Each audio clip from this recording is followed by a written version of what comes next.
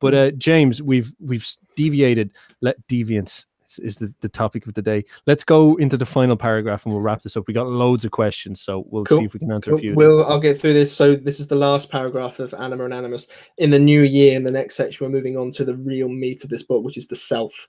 Obviously, Aion, the self. So I'm very excited to move on to the next bit, but we'll just wrap this up. Recapitulating, my fine friends, I should like to emphasize that the integration of the shadow, or the realization of the personal unconscious, marks the first stage in the analytic process, and that without it, a recognition of Anima and Animus is impossible. The shadow can be realized only through relation to a partner, and Anima and Animus only through relation to a partner of the opposite sex, because only in such a relationship do their projections become operative. The recognition of the anima gives rise in a man to a triad, 1/3 of which is transcendent: the masculine subject, the opposing feminine subject, and the transcendent anima. With a woman, the situation is reversed. The missing 4th element that would make the triad a quaternity is, in man, the archetype of the wise old man, which I have not discussed here, and in a woman, the chthonic mother. These 4 constitute a half-immanent and half-transcendent quaternity, an archetype which I have called the marriage quaternio. The marriage quaternio, people, is talked about a shit ton in the rest of the book. So the marriage quaternio provides a schema not only for the self, but also for the structure of primitive society, with its cross-cousin marriage, marriage class, and the division of settlements into quarters. The self, on the other hand, is a God image, or at least cannot be distinguished from one. Of this, the early Christian spirit was not ignorant. Otherwise, Clement of Alexandria could never have said that he who knows himself knows God. Damn. The quaternio, the 4 symbols, comes up constantly throughout Christian mythology in general, but Christian mythology. It's that one of my favorite images is Jesus in the center of it, who's like the self, and you've got the 4. It's like the 4 canonical New Testament Gospels, so Matthew, Mark, Luke, and John, and they form the marriage quaternio, and it's like very, very, very important psychologically. And Jung always would frame the idea of the 4 being a harmonized, balanced, self-like set of numbers. 4 is very, very based, very, very settled, very, very, very grounded, but also very complete, very, very nuanced, very diverse. Something like 3, Trinity, being this sort of anima man-woman or animus woman-man situation, is unbalanced but very fertile. It's a very powerful one. It's the 2 creating the 1. And so he was these numbers actually play a huge deal in his archetype of the self, or the unconscious, and in your ability to move forward in your individuation process. It's very useful to understand the way he's using these, shall we say, mathematics in order to make these constructions and whatnot. There's a lot to say in this. I just quickly throw out, just while it's on my mind, when people first start getting to the idea of the collective unconscious, I know I did, and lots of people do. There are loads of questions on Quora and Yahoo Answers, whoever the hell uses those websites, I don't know. And they always ask, what are Jung's archetypes? What's the list of them? Can you give me a list? And so people generally go down the more pop. It's corrupt in some way, and they go, well, you've got the warrior, and you've got the king, and you've got the this and the that and the this and the that, all the way down to, they're not technically the archetypes as Jung was talking about.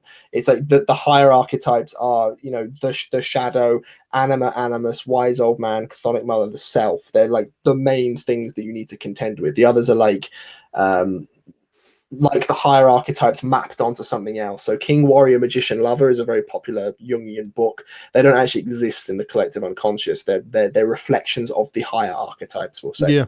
That's really hard to get your head around, and most people, like, dealing with these really high level things it's not how you actually experience them. Like, most people aren't going to experience God straight up, or the anima straight up. It's going to be a lot more like you will see this character in your dreams, or you'll take an LSD trip and get visited by the weirdest knight dressed up and with a British accent, and it will be these specific experiences because they're manifesting out of this hidden world.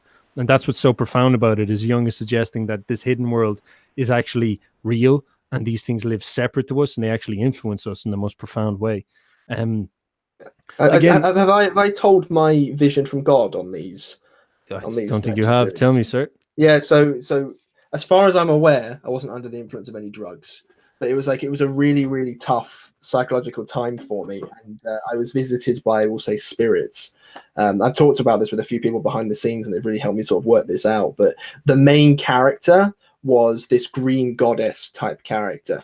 And I was sitting in the room with my fiance, and she was seeing me talking to the wall with tears streaming down my face. It was like having a full-on mental breakdown. James, what the hell is going on? And Wow. and I was talking to this green goddess, and she was telling me, in most of the time it was purely articulate, but also symbolically, all the ways in which I was fucking up in my life. And then what happened is this green goddess, a part of her flew over and inhabited my fiance. So it was like she was like a specific manifestation of this goddess, which is obviously the anima, right? It's a visitation, it's a vision by the anima. It's like almost like active Wow. imagination caused by psychological stress. And then another character that turned up was as far as I'm aware, it was Richard the Lionheart as as like an idea in my mind. Not Richard the Lionheart, the man. Just like it's not the father, it's the image of the father. You know, it's the father as such. It was like that. It was Richard the Lionheart as such, and the hinting that I got was, once you sort out all of this shit that you're doing wrong, you know, and there was a whole bunch of things. It was like something like respect the feminine, which is interesting. Stop lying was another one. Respect unconsciousness was another one. I'm like, what the fuck is all this mean? Why are you telling me this? The hinting was, you can then become this. I was like, fuck me. And that floored me for about a month. Wow. I was like, I cannot get over that. It's like, as far as I'm aware, I was not under the influence of any drug. As far as I'm aware, you know, but things can happen. And even then it wouldn't dull it. But it's like, it's exactly what the hell is being described in this. It's like you're talking to the anima, and through doing as the anima, you know, through taking up the challenges the anima has set before you, by not seeing them as projection. Yes, not seeing them as, by seeing them as projections, you're able to transcend up into the more hero-like state. Wow. And it's like that I was like, fuck. That is so crazy. That's so crystal clear and articulate for like waking life. That's like a little bit of a breakthrough. Jesus Christ, dude.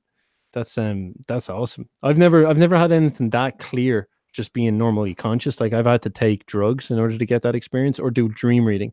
I'd find them through derivatively from dreams. So that's amazing, man. And it's so lucid and straightforward. That's so profound. Holy shit. Yeah, as I was saying, it completely floored me for about a month. I was like, I don't know what to make of this. And I have a friend who's involved in like occult stuff, and he was playing around with some occult stuff with me, and he was like confirming everything, like absolutely everything. And it was like, it was like a prophecy. I consider it like a prophecy by my unconscious to be like, this is what you have to do if you want to become the hero. Like, well, yeah, sure. So it's that individuation process as such reflected in my own life. So that's so mad. Yeah. Like, and I guess that's how it works, isn't it? Is it descends down from heaven and comes visits you and sends you on the right path.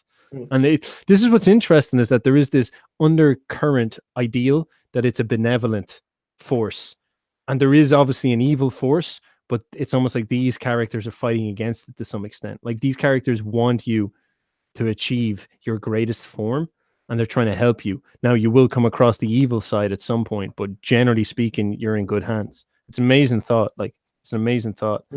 And so much in that.